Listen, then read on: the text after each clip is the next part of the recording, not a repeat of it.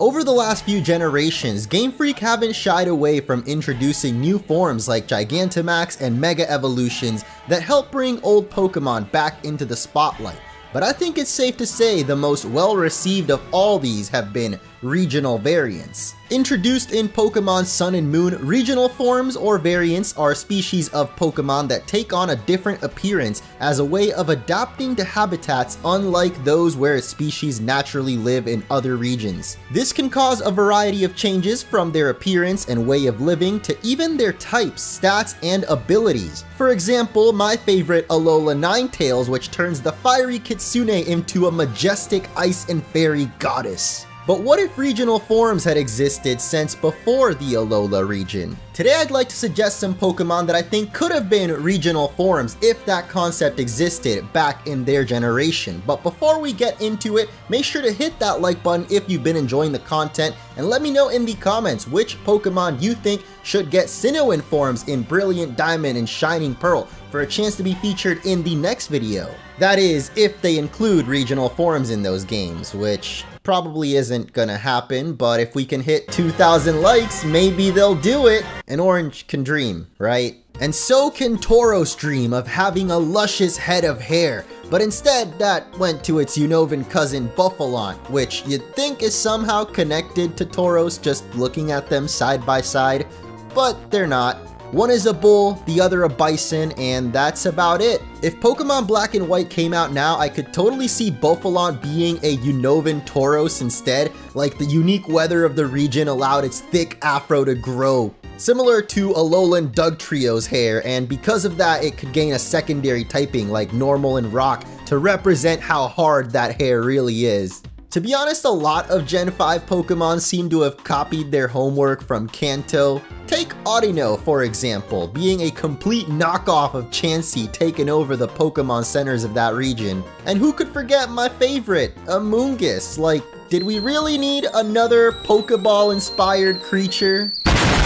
We even have Throw and Sock, who clearly took some inspiration from Hitmonlee and Hitmonchan, but I wouldn't say all these really fit as regional variants as much as some other Pokemon like Swoobat being an obvious Unovan form of Zubat. I mean, even their names are almost the same, like Zubat and Zwoobat. I can't even say it properly. They even share the category of bat Pokemon, making this the perfect pairing to be regional cousins as a poison flying and poison psychic type. Their evolutions may not look as similar, but if regional forms existed at the time, I feel a lot of Unovan Pokemon would have been changed to look a little more like their original counterparts' designs, especially this pair of blue-hued bats. Unova may have popularized the trend of copying Gen 1 designs, but it's been happening since all the way back in Gen 3, where we had Hoenn's very own Steel-type form of Rhyhorn. I'm talking, of course, about Lairon. Much like with the Buffalo Bulls, the resemblance here is uncanny, with the biggest difference, of course, being that Lairon has a pre-evolution, while Rhyhorn is a first-stage Pokemon. But they both evolved from quadrupeds to standing on 2 legs, and even those evolutions look pretty similar to each other. So I like to imagine if Aron didn't exist, Lairon totally would have been the Hoennian Rhyhorn. That name doesn't really roll off the tongue as well as like Galarian or Alolan. Hoennian just sounds weird. Johto in form doesn't sound that good either. Maybe Jotonian fits better?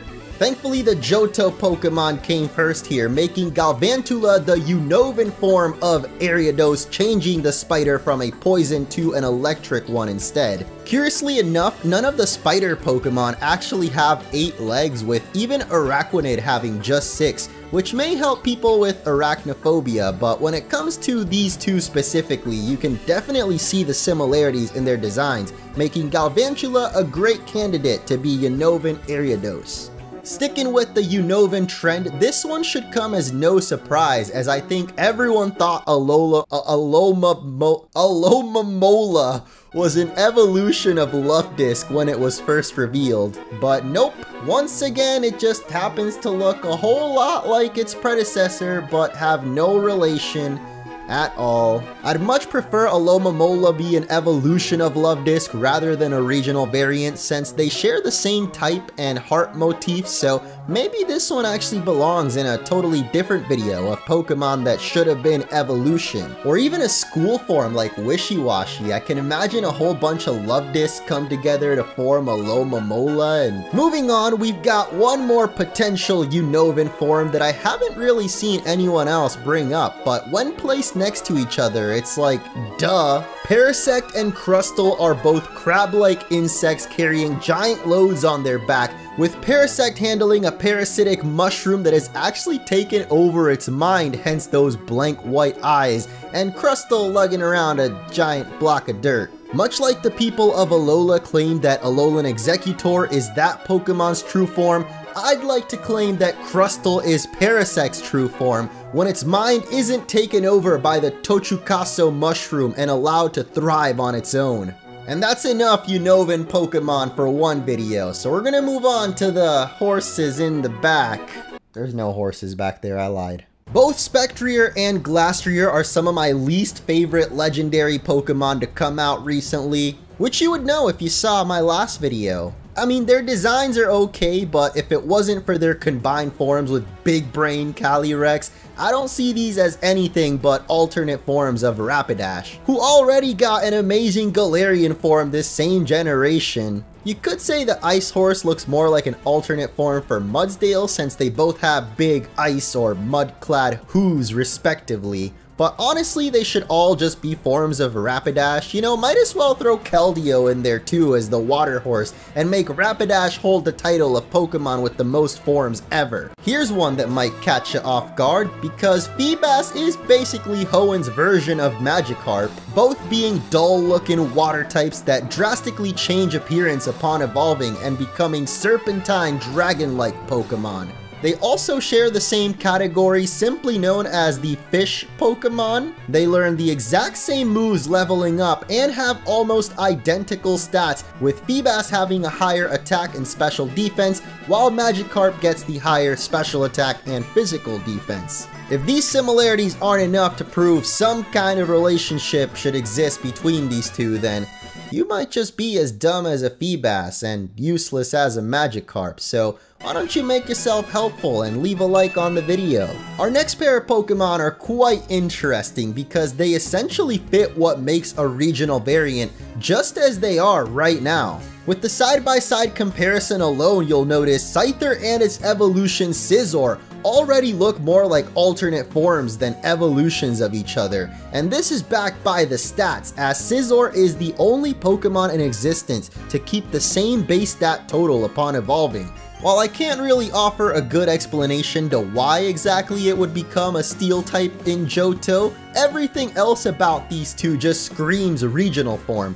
and that's good enough for me. Similarly, we have Kabutops and Genesect, who look enough like each other to be considered alternate forms, but may be closer than you know. The Pokédex states Genesect was created from a fossil revived by Team Plasma, a fossil that many fans claim is actually Kabutops, making the resemblance between these two more than just a coincidence. It could be that before going extinct, Kabutops was a bug and water type similar to Golisopod, which, looking at it, could also be a regional form for either of these. But in that recent video where I bashed legendary Pokemon that I don't think deserved the title, I also brought up Genesect for trying to steal Mewtwo's swag as the most powerful man-made legendary. So no matter which arthropod insectoid you prefer, in another world, I believe these could all be regional forms of each other, based off their appearance and types alone. Whether you love him or hate him, Pikachu clones have become a staple of the franchise, with every generation getting its own breed of electric rodent, but some are a lot more similar to each other than others. Take Pachirisu for example, the first squirrel-type Pika clone, who was immediately followed up by Emolga, another squirrel with yellow cheeks, but this time it flies! Did they really have to do 2 squirrels in a row? I guess they got bored of mice, at least until the 6th generation when Fairy type was introduced, and along with it came don't drop that da-da-na, ay, da-da-nay. I have a special soft spot in my heart for this one, maybe because it's so round compared to the previous one, but of course just one generation later they had to ruin it and go even rounder with Togedemaru, which could have easily been considered Alolan Dedenne. While I don't think Pikachu itself would ever get a regional form since the Pika clones are pretty much the same thing just without the name, it is interesting that some of these have branched off far enough to be more similar to each other than resembling the OG. I'm surprised I never noticed the similarities between these two Pokemon until making this video, but now I can't unsee it. If Gardevoir is Katy Perry, then Gothitelle is Lady Gaga. Or whatever goth, edgy pop star you like. Before fairy types existed, these were both pure psychic type female empowering Pokemon with 3 stages of evolution, but Gardevoir gaining fairy type actually helps the argument of it being a regional form since it further differentiates them. I could see the explanation for these being similar to Alolan Meowth being raised by royalty, making its head inflate with ego as a Persian. Gothitelle's punk influence could be the result of being raised in a tougher environment like the city of Castilia would provide, versus Lumio City in Kalos being more chic and high fashion, therefore Gardevoir being softer and more elegant. We couldn't wrap up this video without an oddball, so hear me out on this one. What if Spupa is actually Burmy with a fuzzy cloak? I know they don't look that alike, but have you seen Burmy without its cloak? If you haven't, you're welcome. Like, what are you doing, dude? What is this thing? Anyway, this confused critter kinda looks like Scatterbug, which of course evolves into Spupa, and this led me to the genius revelation that Scatterbug is actually a regional variant of Burmy, and Spupa is just Burmy wearing its new Gucci fur cloak.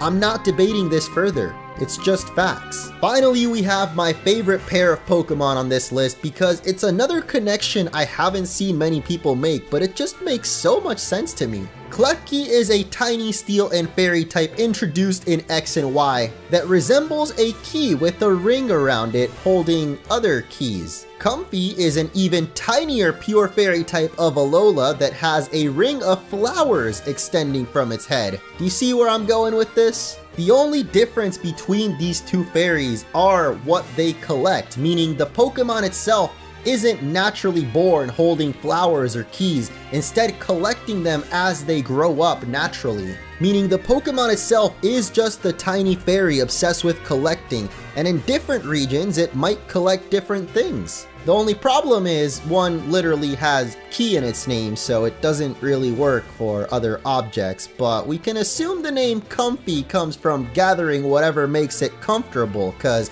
I've seen Instagrammers laying on those beds of flowers and it does not look comfy.